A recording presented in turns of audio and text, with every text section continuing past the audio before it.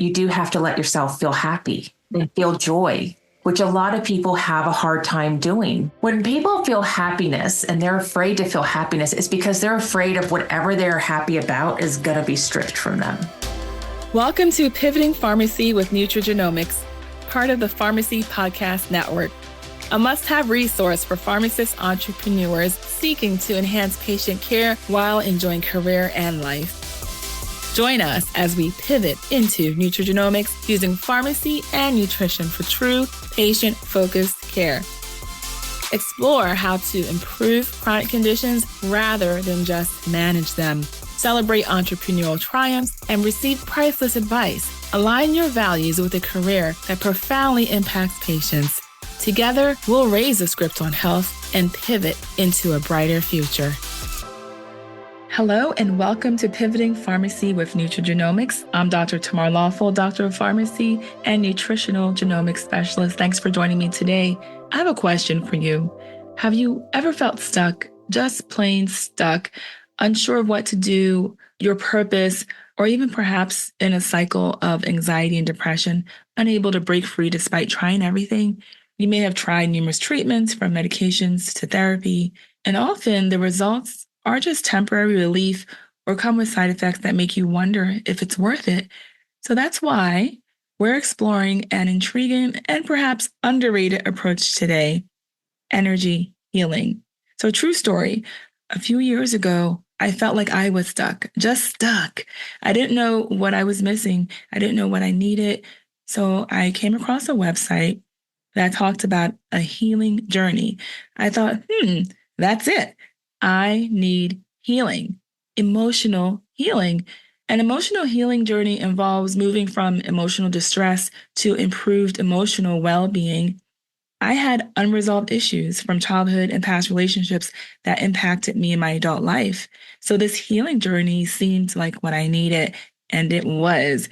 With a combo of meditation, tapping, and sound therapy, I had an emotional transformation, one that gave me a sense of peace, resolution, and wholeness. I no longer felt stuck, but I had clarity. So when I came across our guest today, I had to invite her to share her expertise on energy healing as an option for any holistic health journey. Tenya Eickenberg is a dedicated professional whose experience with energy healing wasn't just about overcoming mental hurdles. It was about embracing a holistic approach that aligns perfectly with her pursuit of a personalized, effective wellness strategy. In this episode, we're going to unpack the essence of energy healing, illustrating its potential not as a mystical cure-all, but as a substantial, complementary strategy that can integrate seamlessly with conventional treatments to support your overall well-being. Listen in. Tenya, it's amazing to have you here with us on Pivoting Pharmacy with Nutrigenomics. I am looking forward to our conversation and what you have to share with the audience today. Thank you for being here. Thank you for having me. I'm excited. You are welcome. Now, Tenya, it's amazing to hear about your shift from the struggles that you had in your own personal life and to now helping others through energy healing. Could you take us back to what happened in your life? Actually, I want you to say it, and how traditional methods just pretty much weren't cutting it for you to now where you are, where energy healing was that turning point for you. Yeah, and it was a huge one. It really started to come up. The anxiety and depression started to resurface. I'd had it my entire life, up and down, was on medication, got off medication, back on medication, off medication, because I never learned to manage my anxiety and depression. So I became a high functioning, anxious person with bouts of sadness because I had 3 kids to help take care of. I had a husband to take care of, eventually full-time job. But by 2018, all of my kids had graduated high school. Our twins were graduating high school in 2018. My husband and oldest daughter were graduating college. And we sold our home that we grew our kids up in, or raised them in. I know grew up is a word. And bought our forever home off of the Chesapeake Bay. It was just a beautiful year. Lots of good things were happening. And 2019, things started to really slow down because I didn't have to run to school anymore. I didn't have to run the kids from one place to another. And my job was going great. And so the anxiety and depression were starting to knock on my door again. And they were like, hey, psst, it's our turn now. Like, you've been avoiding us for like 30 years. It's time that you let us in and you have some conversations with us, basically. Wow. And I was like, no, my social calendar is full. I'm not going to deal with you yet. And by the end of 2019, I was like, I need help. I'm either going to run my vehicle into a telephone pole so that I can get some time off from everything and try to figure out what's going on. So, I thought a week was going to be enough, or I need to call a doctor. And so I waited a little bit longer and COVID hit, and it was like, okay, now I have to do everything online, but I need to get some help. So I met with a doctor that I didn't know, and he asked me a couple of questions. One being, have you ever thought of hurting yourself? And the answer was no, because I didn't trust him enough. Like, when you have that feeling, you really worry about what will happen if you tell somebody, because based off of what movies have shown us, what the media has shown us, that if we feel like we're going to harm ourselves, we're going to end up on the 5th floor in a padded room in a straitjacket. No one really says you might really get the help you need. You might get the compassion that you need. And so I started on a medication that I'd been on before, 15-minute conversation. And he was like, I'll see you in 6 to 8 weeks. And I found a talk therapist that her bio looked great. Started working with her, and it took probably about 3 weeks, 4 weeks before I felt comfortable enough to share some things with her.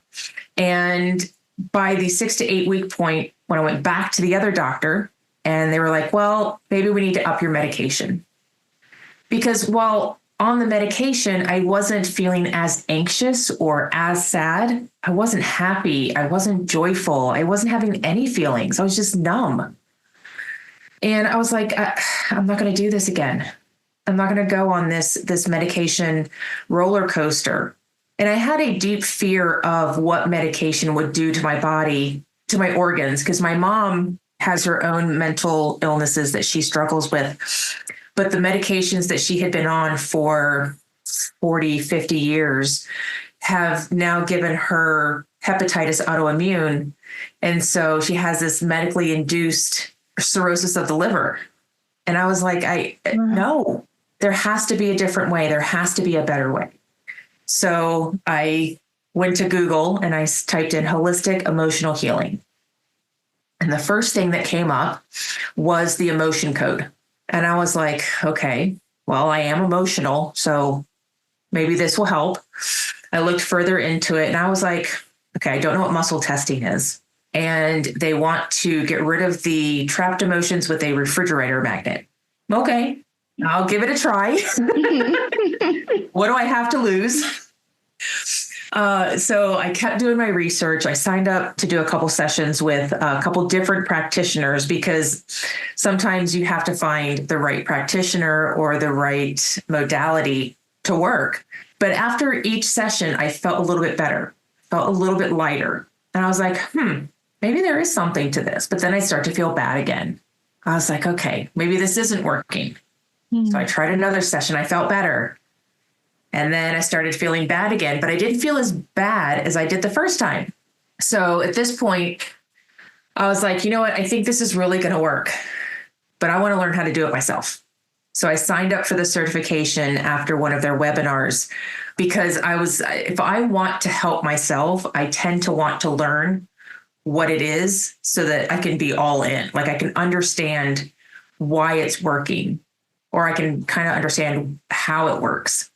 And within 4 months of starting my certification with the emotion code, I got my certification with the body code. And then I found another certification called Easy Entity Release, which was another mind-blowing factor in my healing, because I believe in ghosts. I believed in spirits, but I didn't believe that they could really harm us. not understanding that the way they can harm us is so minimal, but impactful. And within 4 months, I was about 80% healed from this energy healing that I knew nothing about. I'd never experienced before. And I was so astonished because I was laughing again. I was smiling. I was having fun. And there was still something missing. I wasn't 100%. So I had joined a coaching program and they were like, you need to meditate for 10 minutes twice a day. You need to journal. You need to do all this other self-care. And I was like, oh, I can't afford self-care. I can't afford to get a massage every week. I can't afford to get my nails done all the time. Like, I don't want to dye my hair. And then I realized that while it feels good to get those things done, that's not self-care. That is fun care. And the self-care was sitting in silence for 5 or 10 minutes a day, just sitting and contemplating the thoughts coming in and out of my head and not judging them, journaling, and which journaling I had a really hard time with in the beginning because my mom had invaded my privacy by reading a letter I was sending to my sister when I was like 13 years old. And from that point on, I wouldn't write any of my feelings down. I stopped sending notes to friends in class because I was so afraid that whatever I wrote down would be read by someone I didn't want to read it. And so I didn't journal for a long time. So it took me some time to be comfortable with journaling. Yeah, I can relate to that as well. Similar experiences. Yeah. What energy healing did was it opened up that space for me to be able to focus on the self-care. Mm-hmm.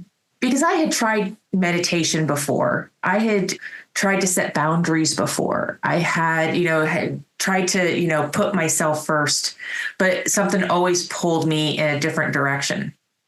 But clearing out the negative energy that I was holding on to, and some of it wasn't even mine. It was inherited from my parents or brought over from a past life, or I absorbed it by watching certain things on TV.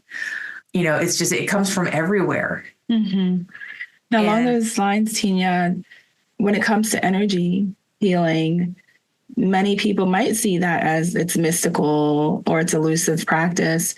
And perhaps you're about to go into that. What's the real deal with energy healing? What do people often get wrong about it?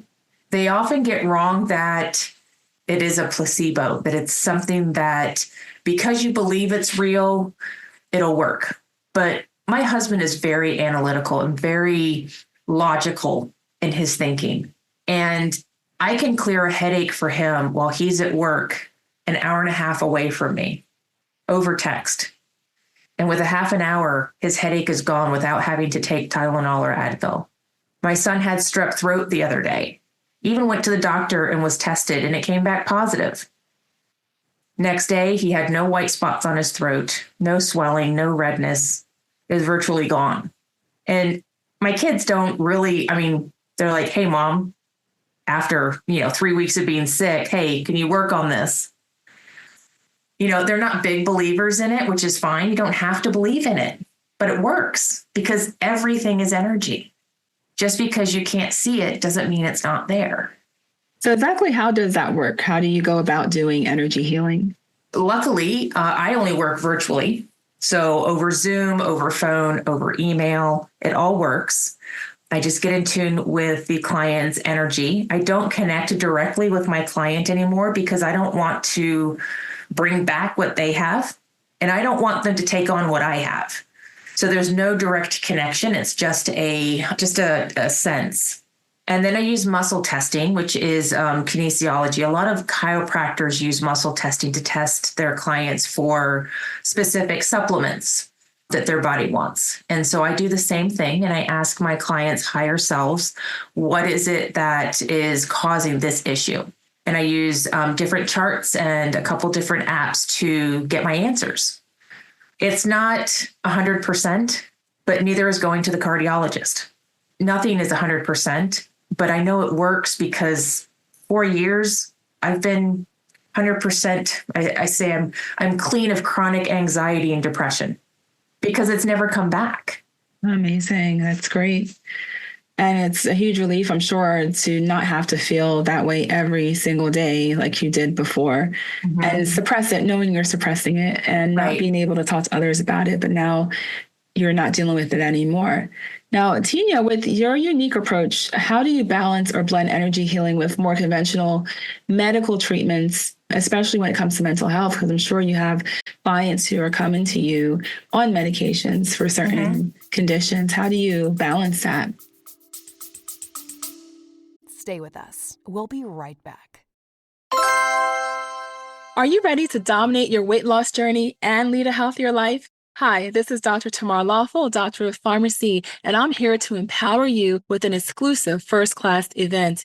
Join me for an empowerment hour that elevates your approach to shedding pounds sustainably.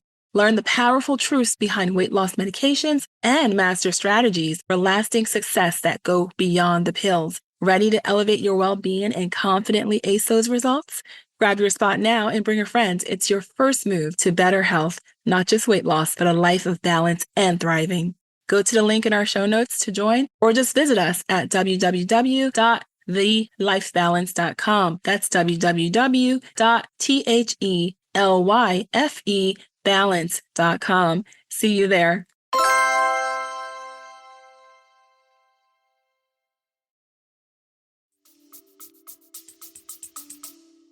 So because I'm not a therapist or a psychologist, if they're on medication, I tell them they need to keep seeing their doctor. They need to keep talking to their doctor.